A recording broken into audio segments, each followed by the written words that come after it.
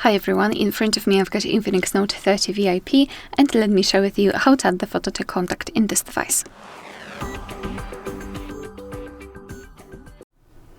So first of all, you need to open your contact list and find the contact that you'd like to edit and tap on it. Now let's tap on this edit icon, so pencil icon, and tap on the circle. And here you can either take a photo and your device will immediately open the camera app. So this is the best option to choose if you've got the person right in front of you. And you can choose the photo from the gallery. So I'll pick take photo. Let me quickly take a photo of this plant. All right. And tap on this tick icon.